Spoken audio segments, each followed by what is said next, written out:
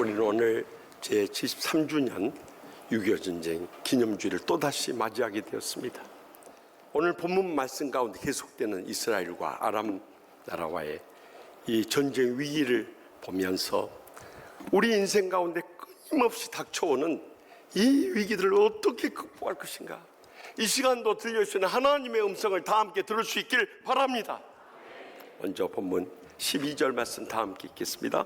왕이 밤에 일어나 그의 신복들에게 이르되 아람 사람이 우리에게 행한 것을 내가 너희에게 알게 하노니 그들이 우리가 줄인 것을 알고 있으므로 그 진영을 떠나서 그들에 매복하고 스스로 이르기를 그들이 성읍에서 나오거든 우리가 사로잡고 성읍에 들어가겠다 한 것이니라 하니. 아멘. 지난주일 한센 병자들이 아람 군대 진영이 텅 비어있는 것을 발견하고 이 사마리아 성에 문지기들이 가서 전달했어요. 또 이 문지기들이 이 기쁜 소식을 왕궁에 전하게 됐어요. 이 소식을 들은 요람 왕은 이미 엘리사 선지자를 통해서 말씀하신 하나님의 약속의 말씀을 믿지 못하고요, 또 한센 병자들의 증언조차도 믿지 못했던 거예요. 아람 군대는 사마리아 성 사람의 굶주린 것을 잘 알기 때문에 아람 진영을 비워두고 들에 매복하고 있다가 사마리아 성 사람들이 나오게 되면 그들을 쳐서 섬멸하고 성을 빼앗는 계략을 갖고 있는 줄로 생각을 했어요.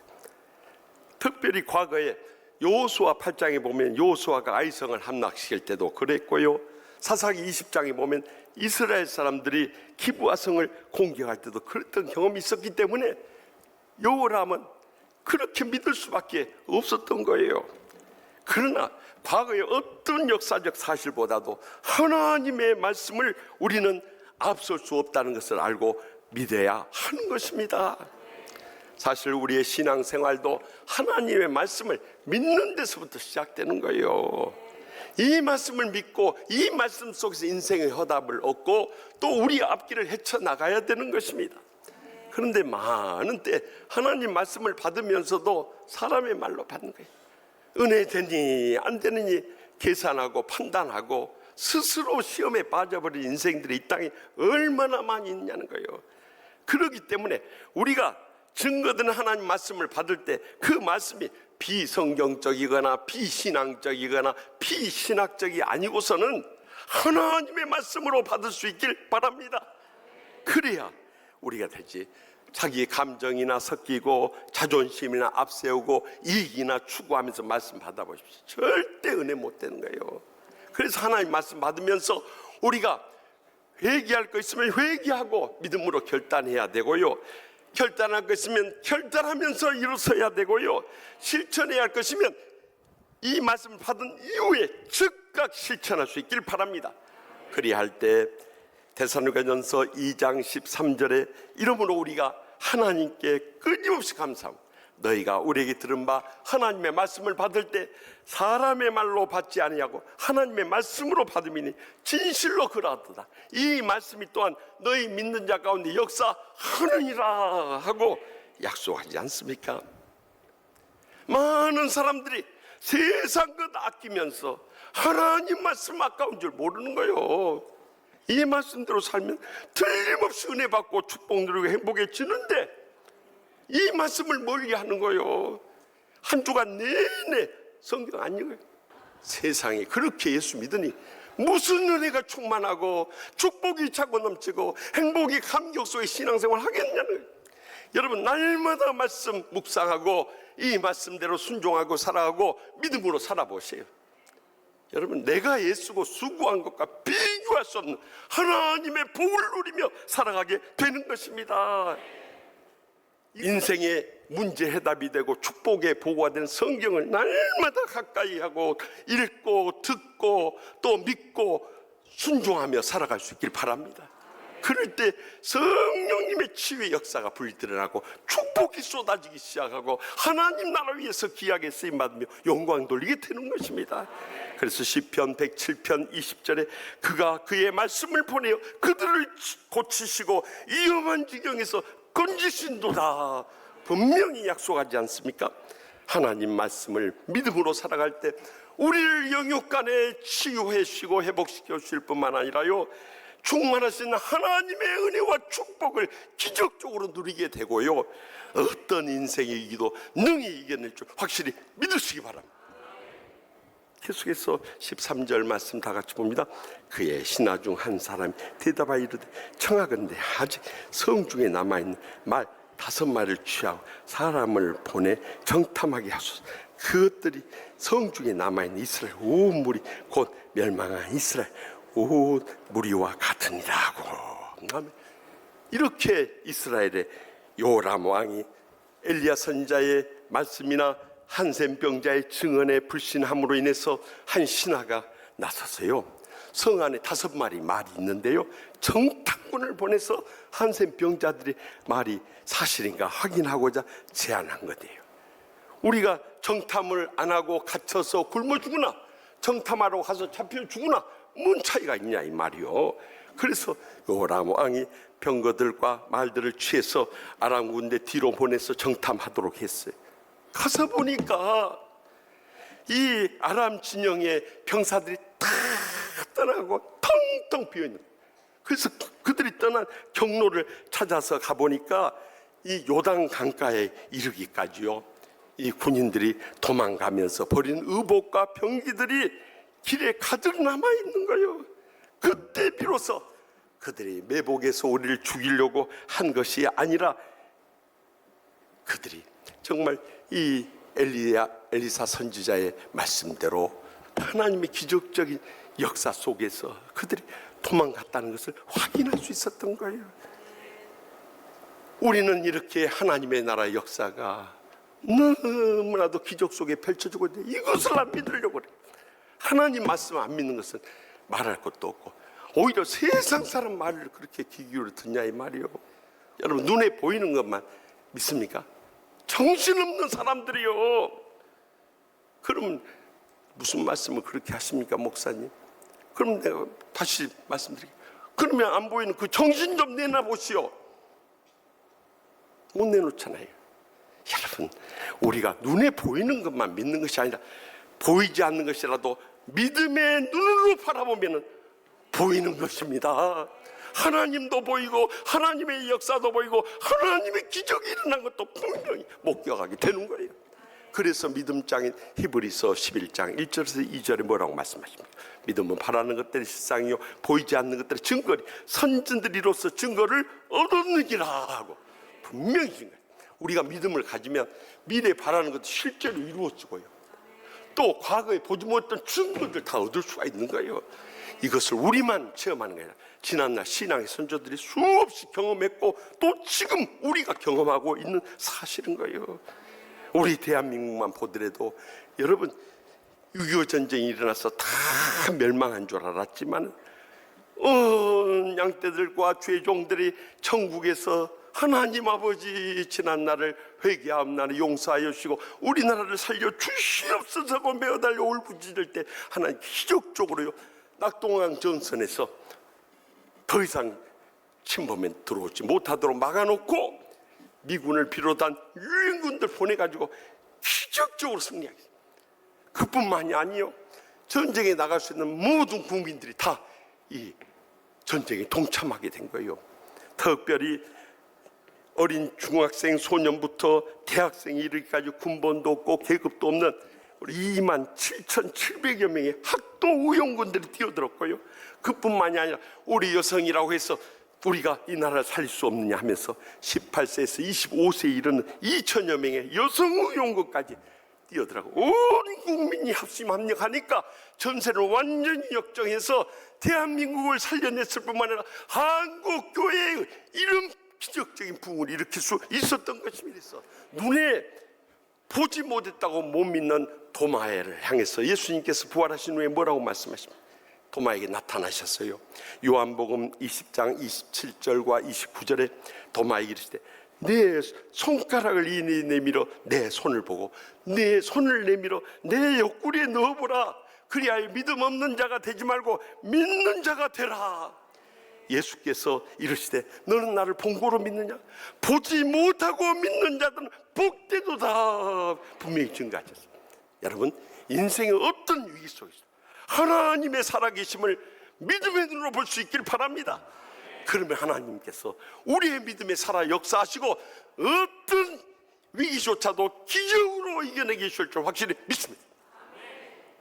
마지막으로 본문 16절 17절 말씀 다 같이 읽겠습니다. 백성들이 나가서 아람 사람의 진영을 노략한지라 이 고운 밀가루 한 쌀 한 세겔 되고 보리 두 사가 한 세겔이 되니 여호와의 말씀과 같이 되었고 왕이 그의 손에 의지하던 그의 장관을 세워 성문을 지키게 하였더니 백성이 성문에서 그를 밟음에 하나님의 사람의 말대로 죽었으니 곧 왕이 내려왔을 때 그가 말한 대로라 하며 정탐꾼들이 아람 진영을 정탐한 결과 한센병자의 증언한 대로 아람 군대 다 물러갔던 거예요.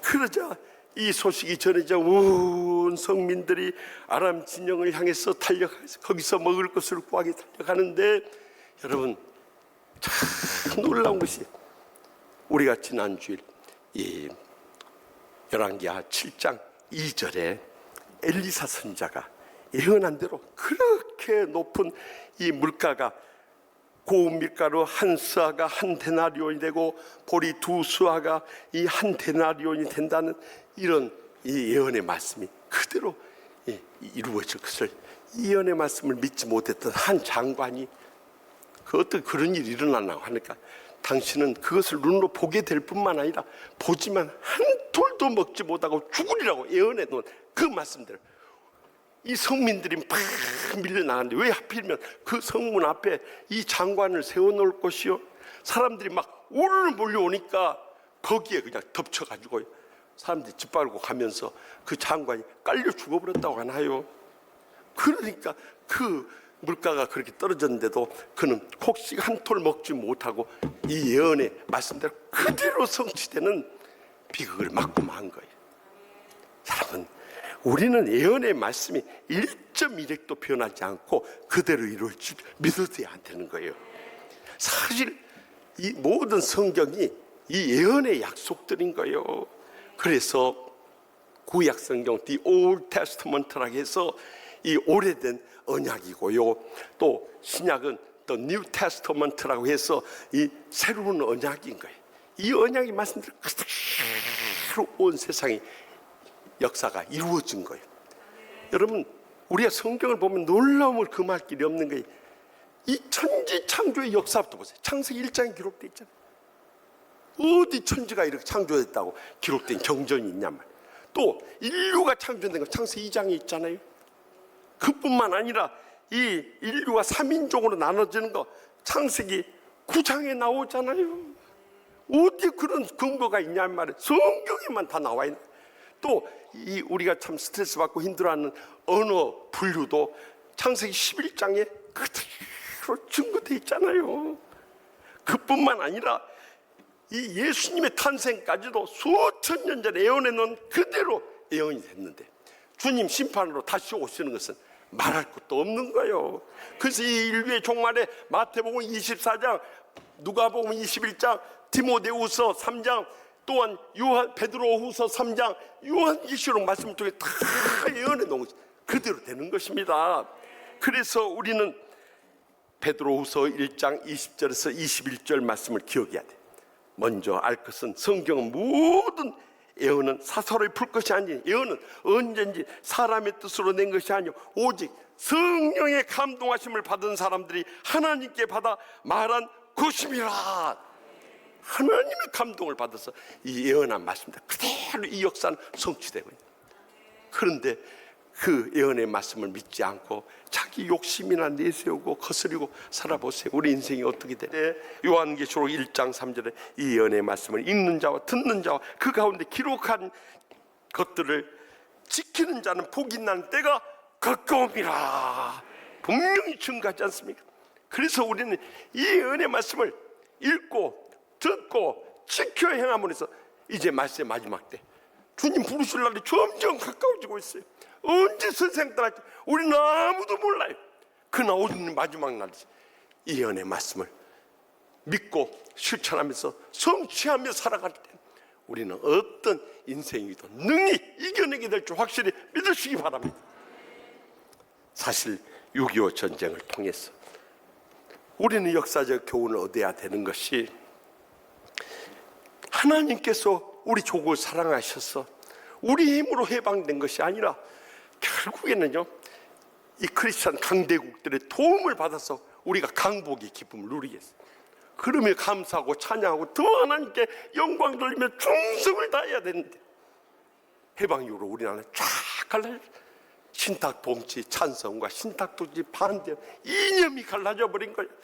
심지어 이를 화합하고 사랑으로 하나 돼서 이끌어 나갈 교회마저도 신사참배에 찬성했던 분, 신사참배에 반대했던 분이 쫙 갈라져서 교단이 분열하는 이 아픔을 겪을 때, 하나님께서는 우리 민족을 사랑하기 때문에 우리를 영적으로 깨우쳐주기 위해서 이 6.25 전쟁이라는 동족 상자는 비극의 불행과 고통을 겪지 않을 수 없었던 거예요. 그럼에도 불구하고 말세의 마지막 때 이 땅이 보수와 진보로 쫙 갈라졌을 때 우리 믿는 자들은 우로도 좌로도 치우치지 말아야 되는 것입니다. 복음신앙으로 나가야 되는 것입니다. 그래야 우리는 보수와 진보를 묶어서 하나된 힘으로 남북을 복음으로 통일할 뿐만 아니라 땅끝까지 선교하는 민족으로 쓰임받게 되는 마지막 삶이 있다는 잊지 마시기 바랍니다. 그래서 여러분들 용산에 있는 6.25 전쟁 기념관 한번 찾아가 보시죠. 찬조선들하고 꼭 한번 찾아가 보시죠.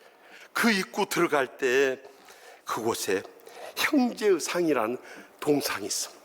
참 기가 막힌 것은 한국군하고 인민군이 끌어안고 있는 감격의 장면이, 이 이야기의 사연은 박규철, 박용철 형제인데요, 황해도 평산군 신안면에서 부모님과 함께 과수원을 경영하면서 행복하게 살고 있어요. 그런데 1945년 해방된 다음에 이 김일성 공산정권이 접어들어서 지주 가정이라고 아버지를 끌고 가서 지서에서 말할 수 없는 고문을 하고 그 다음에 가손을 다 뺏어가 버린 거예요.